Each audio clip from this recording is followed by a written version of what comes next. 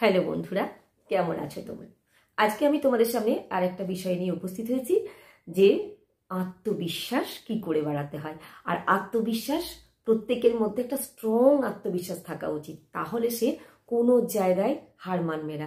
আমরা অনেক সময় কি বলতো, অনেক গুণের অধিকারী হয়েও না আমরা বুঝতে পারি না যে আত্মবিশ্বাসের অভাবের জন্য আমরা আমাদের গুণগুলোকে বাইরে প্রকাশ করতে পারি না, এবং কি করি, অনেক ট্যালেন্ট থাকা সত্ত্বেও আমরা সেগুলো ভেতরেই থেকে যায় এবং সেগুলোকে প্রকাশ করতে পারি না। তো সেই জন্য আমাদেরকে প্রথমে জানতে হবে যে আমাদের আত্মবিশ্বাসটাকে আমরা কিভাবে বাড়াবো। মানে আমি এটা পারি, আমি পারবো, আমি নিশ্চয়ই পারবো, এটা ভেতর থেকে আনার জন্য কয়েকটা পয়েন্ট তোমাদের সাথে আলোচনা করব। দেখবে তোমরা খুব সহজেই সেগুলোতে নিজেদের মধ্যে সেটাকে অ্যানালিসিস করলে বা সেটা নিয়ে ভাবলে তোমরা নিজেরাও নিজেদের আত্মবিশ্বাসটাকে বাড়াতে পারবে। তো প্রথমেই চলে আসি। তো সকলকে বলি, যদি তোমাদের এই ভিডিওটা ভালো লাগে বা আরও কারোর প্রয়োজনে লাগতে পারে বলে, তাহলে অবশ্যই একটু শেয়ার করে দিও, আর কমেন্টস লাইক তো অবশ্যই করো। চলো শুরু করি আজকের আলোচনা। প্রথম যেটা হচ্ছে, আমাকে বুঝতে হবে যে প্রথম যেটা, যে আমার মধ্যে কমতি কি আছে বা আমার মধ্যে ভালো জিনিস কি আছে, মানে আমার মধ্যে কোন জিনিসটা ভালো আর কোন জিনিসটা কম আছে। বিশেষ করে আমরা যখন স্কুল লাইফে পড়াশোনা করি আমরা কিন্তু বুঝতে পারি না, আমরা প্রত্যেকটা জিনিসকেই তো আমাদের পড়তে হয়, কিন্তু তখন দেখবে যে কোনটাকে তোমার ভাল লাগছে। অনেক সময় আমরা কি করি, অঙ্ক বিষয়ে অনেকে খুব ভালো থাকে, কেউ ইংলিশটাকে খুব ভালোবাসে, কেউ সাহিত্য পড়তে ভালোবাসে, বাংলা বা যার যা রিজনাল ল্যাঙ্গুয়েজ যেগুলো আছে সেটার সঙ্গে পড়াশোনা করতে তার খুব ভালো লাগে, সেটার মধ্যে সে খুব সহজে সেটা তাড়াতাড়ি পেরে ওঠে। কারোর ইতিহাস পড়তে ভালোবাসে, তো কারোর ভূগোল পড়তে খুব ভালোবাসে। হ্যাঁ, ভালো লাগে। তো এগুলো, এই যে ভালো লাগাগুলো আমরা প্রথম থেকে আমরা নিজেরাই কিন্তু একটু একটু বুঝতে পারি যে এইটা আমার খুব ভালো লাগছে। তো তখন আস্তে আস্তে কি হয়, সেই সময় তো আমরা মানে চুজ করতে পারি না যে কোন সাবজেক্টটা পড়বো, একটা লেভেল পর্যন্ত আমাদের পড়তেই হয় সবগুলো সাবজেক্ট, কিন্তু তবু দেখবে যে যেটা ভালো লাগার সাবজেক্টে তুমি এমনি নাম্বার বেশি পেয়ে যাচ্ছ।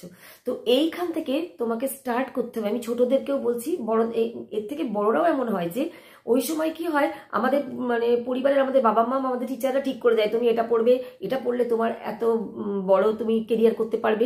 এগুলো তো কিছুটা ক্ষেত্রে ঠিকই আছে, তাই আমাকে ঠিক করতে হবে নিজেকে যে আমি কোন সাবজেক্টে ভালো।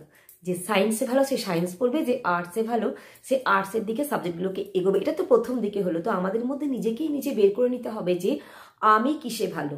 যখন বড় হবে, তো এটাই আমরা বুঝতে পারি না যে কোনটা আমাদের পক্ষে চয়েস করা ঠিক হবে। কেউ আঁকতে খুব ভালো পারে, তো আজকের দিনে সুযোগ সুবিধা কিন্তু অনেক বেশি, একসময় কিন্তু এত সুযোগ ছিল না। আজকে যারা আঁকতে ভালো পারে তাদের জন্য স্কুল আছে ভালো ভালো বড় বড়, বা সে বিজনেসও করতে পারে, চাকরি না পেলে ফ্যাশন ডিজাইনিং শিখতে পারে, তারপরে সে বিভিন্ন কোম্পানিতে চাকরি করতে পারে, বা নিজের একটা বিজনেসও সে খুলতে পারে। বাড়িতে বসে সুন্দর সুন্দর কাপড়ে এঁকে, পাঞ্জাবিতে এঁকেও সে বিজনেস করতে পারছে।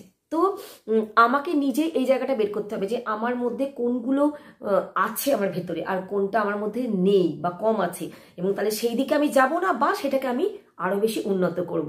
এই যে করব, আমি উন্নত করব, যে আমি এটাতে একটু কমা, তাহলে এই ব্যাপারটাকে আমি একটু উন্নত করবো, এটাতে আমার সেলফ কনফিডেন্স কিন্তু বাড়তে শুরু করবে যখনই আমি এটা করতে শুরু করবো। বাড়ানোর জন্য দ্বিতীয় যে পয়েন্টটা মোস্ট ইম্পর্টেন্ট, সেটা হচ্ছে যে কখনো যদি তুমি কোনো ভুল করে ফেলো বা তোমার কোনো ভুল হয়ে যায়, তাহলে সেই ভুল হয়ে গেলে তুমি সেই কাজটা থেকে আমরা কি করি, আমরা বিরত হয়ে যাই। সেটা কিন্তু থেমে থাকলে হবে না, সেখানে আমাদেরকে কি করতে হবে যে ভুল হয়েছে, এবারে ভুল তো সারা পৃথিবী জুড়ে লোকে দেখো, বড় বড় লোক যারা ভুল করেই ওপরে উঠেছে, ভুল তো তোমার হবে। তুমি যখন কোনো কিছু কাজ করতে যাবে, তো যারা কাজ করে তাদেরই কিন্তু ভুল হয়।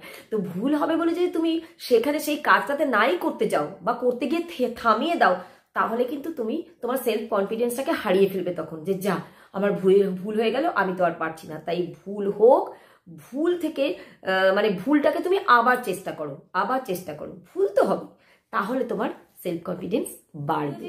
পয়েন্টটা বলবো সেটা হচ্ছে, নিজের তুলনা কখনো কারোর সাথে করো না। কারণ দেখো, বিভিন্ন জন মানুষ না, প্রত্যেকের তার আলাদা আলাদা গুণ নিয়ে এসে বড় হচ্ছে বা সে জন্মেছে।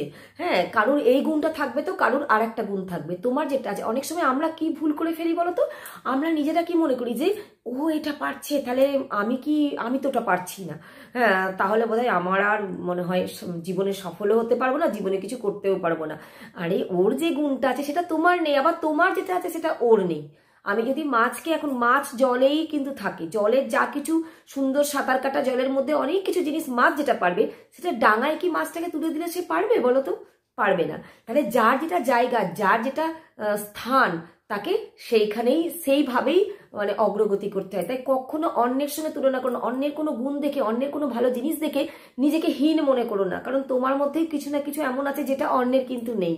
তাই নিজেরটা নিয়েই আরো বেশি সেটাকে নিয়ে মানে আরো বেশি তৈরি করো নিজেকে, আর কি আরো বেশি করো। তাহলে কি হবে, তুমি আরো বেশি তোমার সেলফ কনফিডেন্স তাহলে বাড়তে থাকবে, যে আমার মধ্যে এটা আছে, এটা নিয়ে আমি কিন্তু অনেক বড় হয়ে যায়। দেখেছি অনেক সময় শাহরুখ খানকে কিন্তু দেখতে এত সুন্দর ছিল না, কিন্তু তার মানে গুণ, তার মধ্যে কি গুণ ছিল, অ্যাক্টিং এর গুণ ছিল। নওয়াজুদ্দিন সিদ্দিকী, সেও কি খুব ট্যালেন্ট ছিল তার মধ্যে, হ্যাঁ, কিন্তু সে কিন্তু দেখতে সুন্দর ছিল না, কিন্তু সে তার ট্যালেন্টটাকে মানুষের মধ্যে বার করে দিয়েছে। সে অন্যের সঙ্গে তুলনা করেনি নিজেকে, যে না ওরা তো অনেক সুন্দর, আমি ওদের মতো হয়তো পারবো না, অ্যাক্টিংয়ে গেলে আমি হয়তো পারবো না। কিন্তু অ্যাক্টিংটাও দরকার হয়, শুধুমাত্র সৌন্দর্য দিয়েই অ্যাক্টিংয়ে বড় হতে পারবে এমন নাও হতে পারে।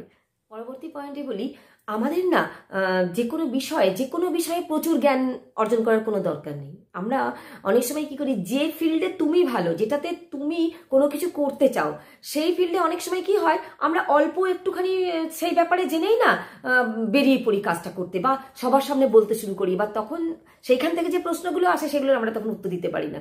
তাহলে আমি যে ফিল্ডে কাজ করব, আমি যেটা নিয়ে ভাববো, আমার যেটা নিয়ে খুব ইন্টারেস্ট আছে, সেই ব্যাপারটাই না আমার সম্যক জ্ঞান থাকা খুব জরুরি। মানে ওই ব্যাপারে তোমাকে সম্পূর্ণরূপে অনেকটা জানতে হবে। তাহলে কি হবে, তুমি সেই ব্যাপারে তোমার যদি নলেজ ঠিকঠাক থাকে, তবেই কিন্তু তুমি সেই ব্যাপারে মানে কনফিডেন্স লেভেলটা তোমার হাই হতে শুরু করবে। আর যখন তোমার নলেজটা সেই ব্যাপারে কম থাকবে, অল্প একটু জেনে নিয়েই তুমি যদি সেই কোনো কাজটা করতে যাও, তুমি কিন্তু ভালো করে পারবে না। তখন যেই তুমি পারবে না, তখন তোমার কনফিডেন্স লেভেলটা লো হতে শুরু করবে। তাই ওই সব কিছু ব্যাপারে আমায় জানতে হবে এমন কথা নেই। তুমি এমন একটা লোক নাও যে তুমি এবার সব যে পৃথিবী শুদ্ধ সবকিছু সব ব্যাপারে তুমি জানতে পারবে, অত জানার দরকার হয় না। যে ফিল্ডে তুমি কাজ করবে সেটা জানা একান্তই ভাবে দরকার। একটা পয়েন্ট বলি, যেটা হচ্ছে যে তোমার কনফিডেন্স লেভেলকে হাই করবে কে বলো তো, তোমার সময়। তুমি যদি কোনো কাজকে সময়ে শেষ করো না, তোমাকে একটা টাস্ক দেওয়া হয় যে সেই কাজটা তুমি যদি সময় শেষ করে ফেলো, তাহলে দেখবে তোমার মনে একটা কনফিডেন্সটা কিরকম হাই হয়ে যায়। যেমন পড়াশোনা পরীক্ষার আগে যদি তুমি সমস্ত পড়াগুলো শেষ করে ফেলো, রিভিশন দিতে পারো, তাহলে মনে হয় না যে না কালকের জন্য আমি বেশ তৈরি হয়ে গেলাম। তো এরকমই যে কোনো কাজে তুমি সময় মতো করো, সেটাতে তোমার কনফিডেন্স লেভেল হাই করে। আর পরবর্তী পয়েন্টটাই বলি, যে পজিটিভ চিন্তা নিজের সম্বন্ধে কখনো নেগেটিভ চিন্তা করবে না। নেগেটিভ চিন্তা তোমাকে সবসময় লো রাখবে, মানে তোমার কনফিডেন্স লেভেল মানে নিচে নেমে যাবে। হ্যাঁ, তো সেলফ কনফিডেন্স বাড়ানোর জন্য সবসময় পজিটিভ ভাবো। আর তোমার চারপাশে যে লোকগুলো, হ্যাঁ, এমন লোকের সঙ্গে যেন তুমি না মেলামেশা করো যে যারা সবসময় তোমাকে বলবে হ্যাঁ দূর এটা পারবি না, দূর ওটা করে কি হবে, দূর ওটা করে কিছুই এমন করা যায় না, ওই করে কি বা করা যায়। হ্যাঁ, আজকে দিনে মানে শোনা যায় যে একটি ভাই বোন দুজনে মিলে একসাথে মানে চাকরি, করোনার বাজারে তাদের চাকরি চলে যায়, দিয়ে ফুচকার দোকান দিয়েছে, লোকে অনেক হাসাহাসি করেছে যে ফুচকার দোকান করে কি আর এমন করতে পারবি, ছি ছি ছি ছি, কত লোকে কত রকম কথা বলেছে। তোমার এইসব লোকগুলোকে তোমার কনফিডেন্স লেভেলগুলো আশেপাশে হাই থেকে লোতে নামিয়ে দেয়। তো তারা তখন মানে নিজেদেরকে পজিটিভ ভেবেছে যে আমরা এটাই করব। আজকে যাদের 5টা আউটলেট তৈরি হয়ে গেছে এই ফুচকার দোকান থেকে। তো এটাই হচ্ছে যে নিজেকে পজিটিভ রাখা, আর নিজের যে ডিসিশনটার উপর প্রচন্ডভাবে শক্ত হয়ে থাকা, যে অন্যের চারিদিকের ওই নেগেটিভ মহলটা থেকে নিজেকে বার করে নিয়ে আসা, এটাতে তোমার কনফিডেন্স লেভেল বাড়বে, অনেক বেশি বাড়বে।